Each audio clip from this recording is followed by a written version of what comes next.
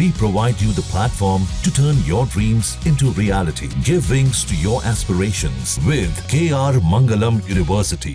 मोदी की नसों में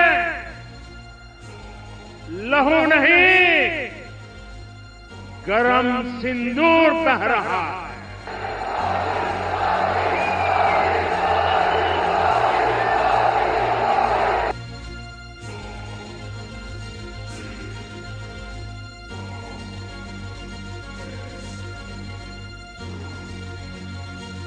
पाकिस्तान की सीमा से 150 किलोमीटर दूर खड़े होकर विशाल जनसभा को संबोधित करते हुए पीएम मोदी ने सब कुछ साफ साफ कर दिया है कि आतंक के खिलाफ भारत की लड़ाई अभी खत्म नहीं हुई। मोदी ने कह दिया है कि अभी मामला शांत नहीं हुआ है, बदला पूरा नहीं हुआ है, रगों में खून नहीं बल्कि गर्म सिंदूर बह रहा है।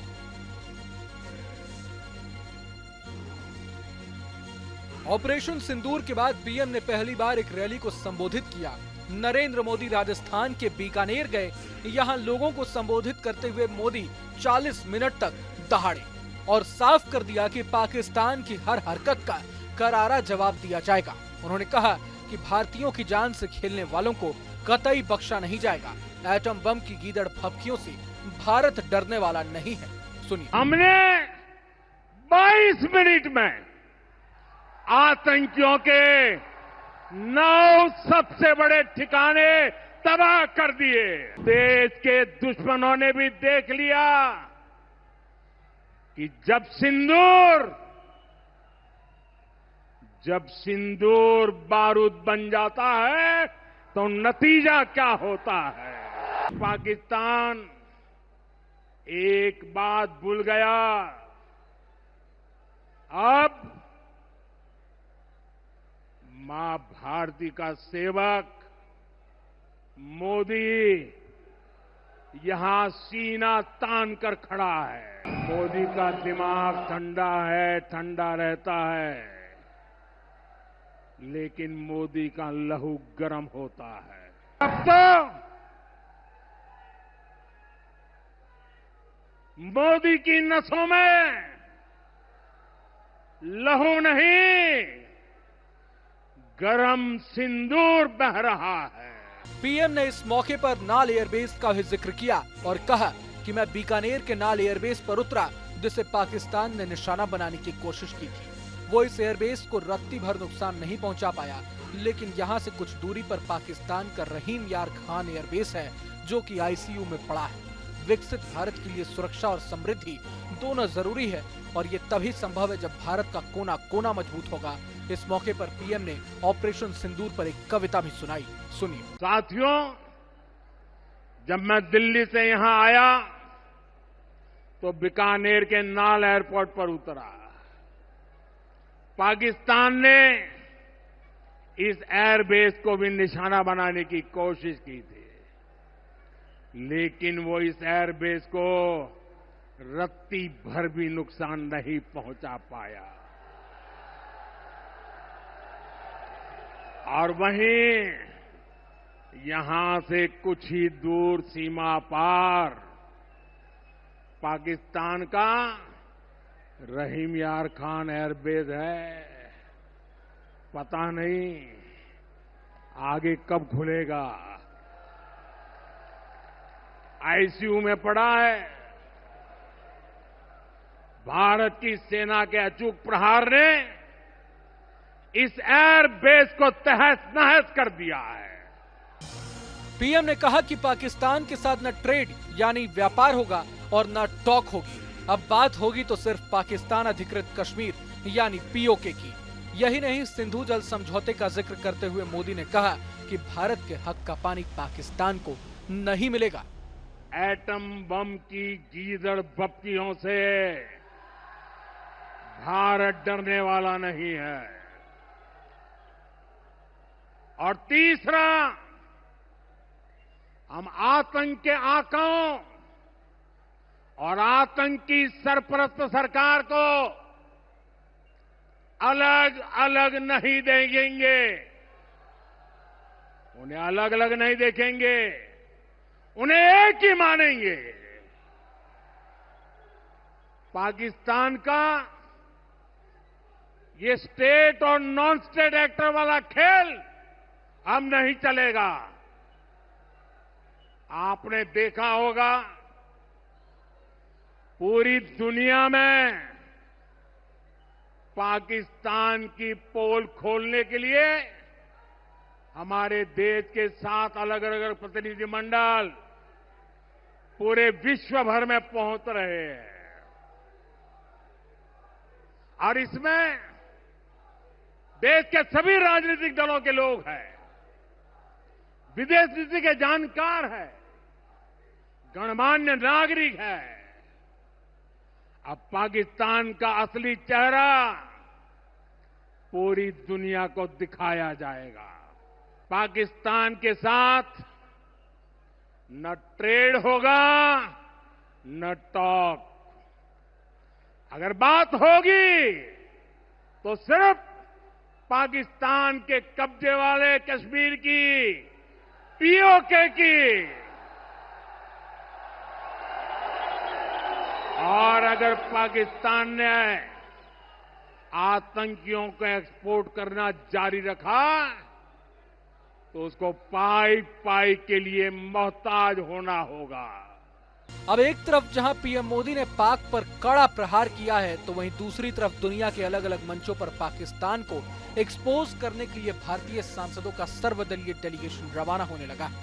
मतलब पाकिस्तान के इंटरनेशनल बेइज्जती तो अब तय है, लेकिन दूसरी तरफ देश में सियासत थमने का नाम नहीं ले रही। कांग्रेस का कहना है कि पीएम मोदी ट्रेड की वजह से थम गए और पाकिस्तान पर अच्छे से प्रहार नहीं किया, तो वहीं बीजेपी ने भी इसका तगड़ा पलटवार किया। सुनिए।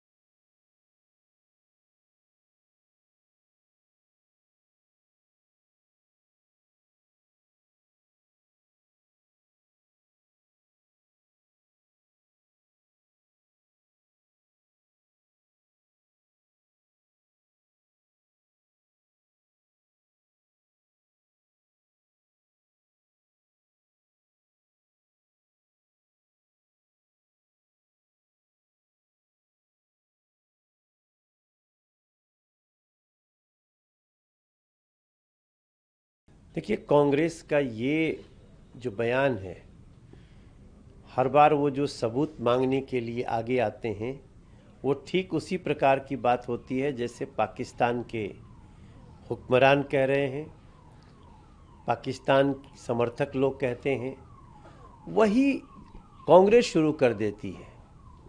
मैं हैरान हूं कि सारे साक्ष्य वीडियो के साथ पाकिस्तान स्वयं ही उपस्थित करा दे रहा है। शहबाज शरीफ ने खुद ही एक दो स्टेटमेंट में बताया कैसे नूर खान बेस तबाह हुआ।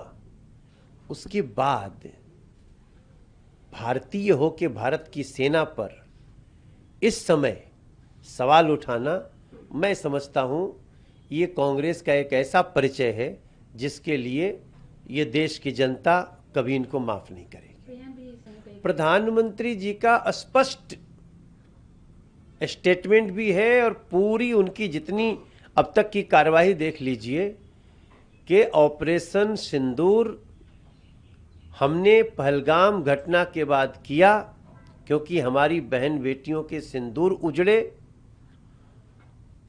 और अब इसके बाद एक एक आतंकवादी को उसकी सजा मिलेगी, चाहे वो इस पार हो उस पार हो, यहाँ छुपा हो वहाँ छुपा हो, और इस देश इसके साथ है। मैंने एक छोटा सा गीत इस पे प्रस्तुत किया, आपको बताऊं मैं, वो 48 घंटे में आज 8 लाख पार कर गया, 8.5 लाख पार कर गया देश। वैसे आमतौर पे हम लोग और भी गीत गाते हैं, मगर उसको इतना इस तरह का समर्थन, ये देश का भाव है, हमारी सेना के प्रति गौरव भाव है, सैल्यूट कर रहे हैं उनको। और वैसे में नरेंद्र मोदी जी पे सबको विश्वास है, लक्ष्य अपना खास है, मोदी पे विश्वास है।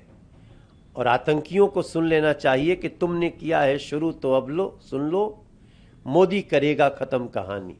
ये भारत की सेना, भारत की सरकार आतंकवादियों के खिलाफ, आतंक के खिलाफ, आतंक के मददगारों के खिलाफ जीरो टॉलरेंस है, और हम देश की चाह के अनुरूप उनको अंतिम घड़ी तक सजा देंगे। ऑपरेशन सिंदूर के जरिए तो भारत ने पाकिस्तान की कमर तोड़ ही दी है, लेकिन अब आगे भी पाकिस्तान को तड़पाने की तगड़ी प्लानिंग मोदी सरकार ने कर ली है। पाकिस्तान को आतंकवाद के मसले पर सुरक्षा परिषद यानी यूएनएससी में भी घेरने की रणनीति भारत ने सर्वदलीय प्रतिनिधिमंडल के जरिए जोरदार तरीके से तैयार की है। पाकिस्तान मौजूदा समय में सुरक्षा परिषद का अस्थायी सदस्य है। ऐसे में भारत ने अपने सर्वदलीय प्रतिनिधिमंडल में उन 5 देशों के दौरे को भी शामिल किया है जो अगले साल सुरक्षा परिषद के सदस्य बनेंगे, ताकि ये सुनिश्चित किया जा सके कि सुरक्षा परिषद में पाकिस्तान का कार्यकाल खत्म होने यानी 2026 के अंत तक आतंकवाद पर घेरा भी जा सके और आतंकवाद से पल्ला झाड़ने वाले पाकिस्तान की चाल को बेनकाब किया जा सके। आपको बता दें कि पाकिस्तान के आतंकवाद के खिलाफ भारत के